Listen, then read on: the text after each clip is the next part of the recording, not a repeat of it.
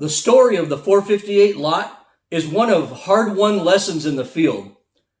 You know, the 458 Lott wasn't created by some ammunition company trying to hype up their next latest and greatest round.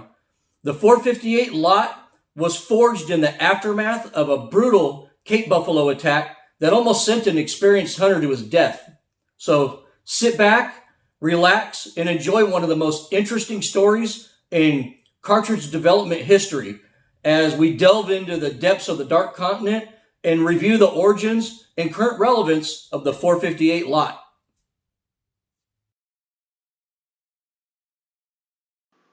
In the 1950s, American interest in African safari hunting made a huge resurgence in popularity. Ernest Hemingway's 1954 African Safari, wrought with adventure and near-death experiences, captivated the minds of Americans. Robert Rourke's 1953 book about Africa hunting, Horn of the Hunter, started a huge Africa safari movement that resulted in his professional hunter in the book, Harry Selby, to be instantly booked solid for almost a decade. Magazines of the day, like Field and Stream, ran stories in every issue featuring incredible adventures in Africa. The magazine Outdoor Life sent Jack O'Connor to Africa at this time so they could load their magazine with safari hunting content. Every hunter in America went to bed at night dreaming of chasing dangerous animals on the Dark Continent. But there was a serious issue with the sudden resurgence of interest in hunting in Africa. Unfortunately, the supply of British safari ammunition had all but dried up and was almost completely gone. So other than the 375 H&H Magnum, there were very few options left for dangerous game ammo. And back then, 375 wasn't considered a proper buffalo or elephant cartridge because bullet design was really poor back then. I mean, you basically had a standard soft and a solid, and that's all you had to choose from back then. So proper big bore double rifle ammo was almost completely gone, and there was really very few options for a bolt action rifle either. The 450 Nitro Express was considered to be the absolute perfect cartridge for dangerous game, but ammunition for it became impossible to get, and expensive double rifles chambered in it often cost more than a half year's wages for your normal guy. So Winchester swooped in to fill the void by offering the 458 Winchester Magnum, which was initially created to duplicate the venerable 450 Nitro Express, but to do it in an affordable bolt-action rifle. The 458 Win Mag was an instant success, not because it worked great, but because it really was the only big bore ammo option available at the time. As the years went by, glaring problems with the 458 Winchester Magnum began regularly rearing their ugly heads. Winchester developed the short 458 Win Mag cases to work in a standard 30-06 action, and this really limited the powder capacity in this round and eventually led to most of the problems. In order to match the ballistics of the great 450 Nitro Express, 458 Win Mag loads ended up being highly compressed. The compressed ball powder in these loads created several problems, but powder clumping was the most prevalent issue at the time and caused very erratic performance. The famed big game hunter, Jack Lott, experienced just how serious the design flaw was. In 1959, Jack was hunting Cape buffalo in a remote region of Portuguese East Africa, which is modern-day Mozambique. He fired numerous rounds from his 458 Win Mag into a buffalo, which seemed not to be affected by the shots, and subsequently, the angry buffalo seriously injured Mr. Lott, violently tossing him into the air and almost killing him. Upon investigation, Lott found that powder clumping in these compressed loads of 458 Win Mag caused the rounds to be very underpowered.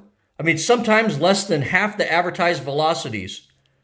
The failure of this ammunition to properly penetrate a buffalo almost got him killed, and nothing gets a man thinking like a near-death experience. Jack Lott decided to solve the issue himself by forming 375 H&H brass into his own 458 cartridge. The resulting cartridge could match and exceed 450 Nitro Express velocities without compressing the powder in the case like the 458 Win Mag did. In this side-by-side comparison here, we'll show you that you have about a little bit over of a 1/4 inch more length in the 458 Lott load, and that basically gives you a safety margin on powder capacity that you didn't have with the 458 Win Mag. Just so you know, later in the 1970s, to solve the clumping and pressure issues, Winchester decreased the powder charge in their 458 Win Mag ammunition. But those reduced velocities and energy levels were way below what dangerous game hunters wanted. Winchester also published their velocities with a 26-inch barrel, and almost all safari rifles had a shorter barrel than that, and real velocities were often as low as 1,800 feet per second. So Jack Lott's cartridge gained even more popularity. Finally, A Square made the 458 Lott cartridge commercially available, and it really took off. Now several manufacturers produce rifles chambered in this round, and several ammo manufacturers produce ammunition for it. Today, the Lott is gaining traction on the Win Mag, and currently the Lotts gain more popularity among African PHs than the 458 Win Mag. So the future of the 458 Lott looks very bright. Basically, when the 458 Lott was legitimized with commercial ammo and given a SAMI spec, it almost instantly killed other 458 Wildcats that were being played with at the time, like the 450 Ackley Magnum and the 458 Watts. A couple of years after the 458 Lott was legitimized, cartridges like the 450 Rigby and 450 Dakota tried to ride the 458 bandwagon, but pretty much came to the party too late and really weren't viewed as a legitimate improvement over what the Lott already provided. So those rounds sat in obscurity while the Lott kept gaining in popularity. Pretty much if you feel that you need to turn a 458 into a long-range thumper, Weatherby had already been doing that since 1957 with the 460 Weatherby Magnum. But for your typical dangerous game hunt with shots well under 100 yards, the Lott was considered to be the perfect balance between stopping power, safe pressures, and felt recoil. This is exactly why the Lott quickly grew in popularity. It was probably more than you needed, but it definitely wasn't too much.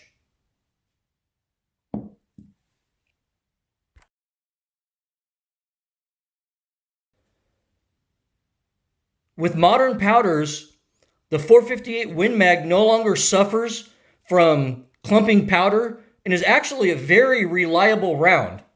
In current form with modern powders, it does indeed match the old 450 Nitro Express without pressure problems.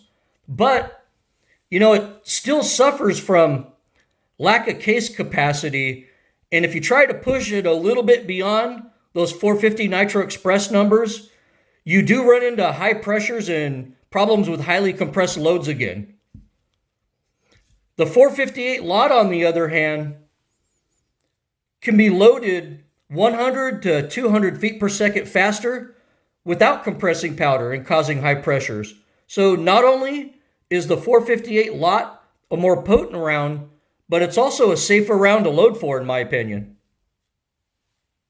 And here's another big advantage to the 458 Lott. You could shoot 458 Win Mag ammunition and a 458 Lott rifle if you need to. That's right, you could shoot 458 Win Mag ammunition and a 458 Lott rifle.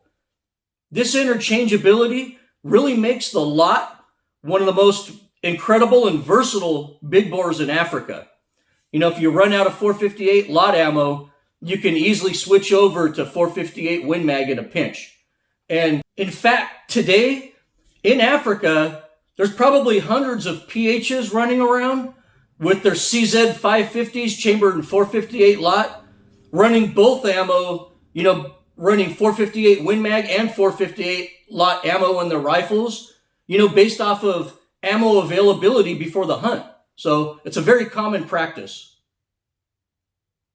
Remember, when the 458 Lott cartridge was designed, initially you had to form your own brass and make your own ammunition. So the Lott was designed so a guy could go to the store and buy 458 Win Mag ammo if that was the only thing available at the time. Like I said, many African PHs in areas where ammo's hard to get have absolutely relied on the ammo interchangeability of the 458 Lott. So when comparing the 458 Lott to the 458 Win Mag, the Lott will give you slightly higher velocities with less pressure. The Lott also handles loading longer, modern monolithic bullets better because of this extra case length. And the Lott can, a 458 Lott rifle can shoot both of these cartridges if you need to. The advantage of the 458 Win Mag, though, is that currently more rifles and ammunition are chambered for it. But the Lott is currently gaining in popularity while the Win Mag is actually waning in popularity. You can actually find 458 Lott ammo in most gun stores all over Africa now. So it's actually becoming a very common round. If you look at the real numbers, though, the 416 Remington actually outperforms the 458 Win Mag. The 416 Rigby and 416 Remington Magnum deliver more energy to the target, and they do it with less recoil. The 458 Lott is the point where the 458 caliber begins to outperform the 416s. So in the end, why endure the higher recoil of the 458 Win Mag when it delivers less energy than a 416? If you want to step up in power over the 416s, the 458 Lott is the place to start. This is probably the main reason why the 458 Win Mag is falling out of favor and the 458 Lott is really gaining in popularity.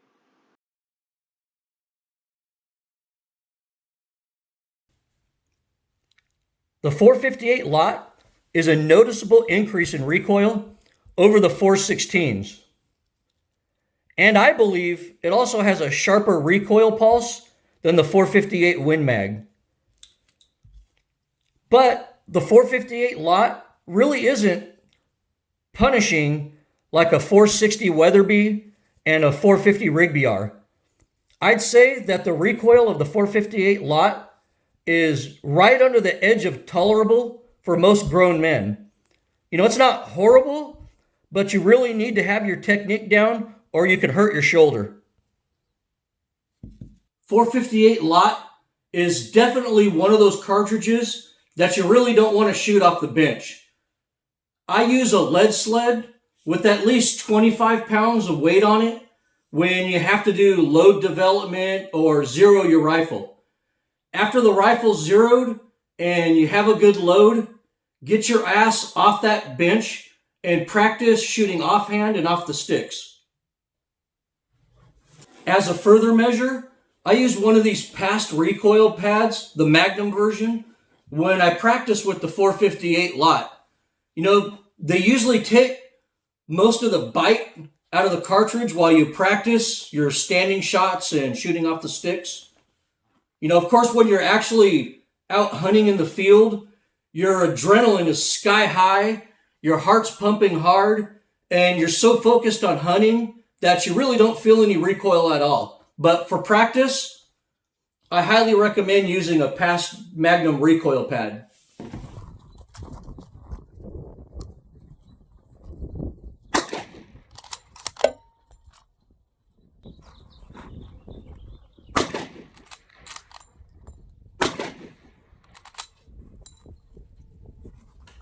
And watch out that you don't get scope bite. The 458s are the point where scope bite becomes a serious issue.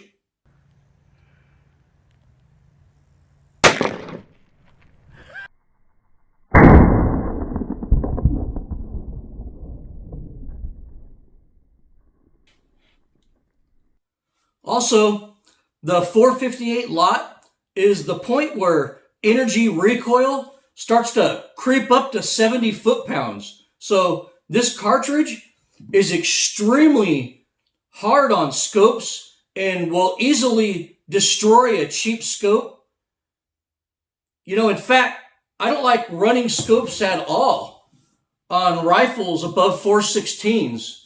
The 458 Lott is not a long-range cartridge, so if you feel you need a 458 Lott, you probably won't be shooting it over 50 yards. That's why for 458s on up, I prefer just to use the iron sights or at most a red dot sight. Your iron sights and a red dot sight are much better options for heavy recoiling rifles like this that you're going to use at short ranges. And lastly, you need to be really honest with yourself as to whether you really need a 458 Lott. With modern bullets and powders, the 416s are so potent, versatile, and easy to shoot, you have to wonder if you really need to go beyond that. But for those who really do feel that they need to make the step up from the 416s, the 458 Lott is definitely the way to go.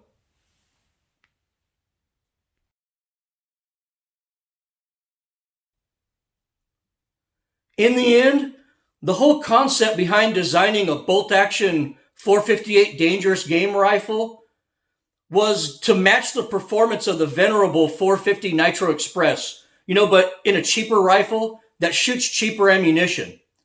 The 458 Lott exceeds this performance in spades by shooting a heavier bullet at higher velocities than the old 450 Nitro Express ever did. In fact, it even outperforms the 470 Nitro Express in my opinion.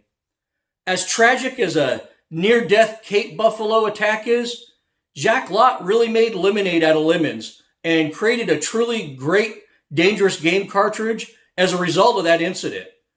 In an age where hunting is on the decline and many big bore cartridges are fading away into obscurity, the 458 Lott seems to be doing very well. There's no mass marketing of the 458 Lott and no major company behind its development. This cartridge stands solely on the shoulders of its performance in the field, and its performance has been stellar. I've been asked by viewers to review more cartridges in my videos, and I definitely plan on doing that in the future. But as far as this video goes, I hope you found it informative and interesting to watch. And as always, thanks for watching and good hunting.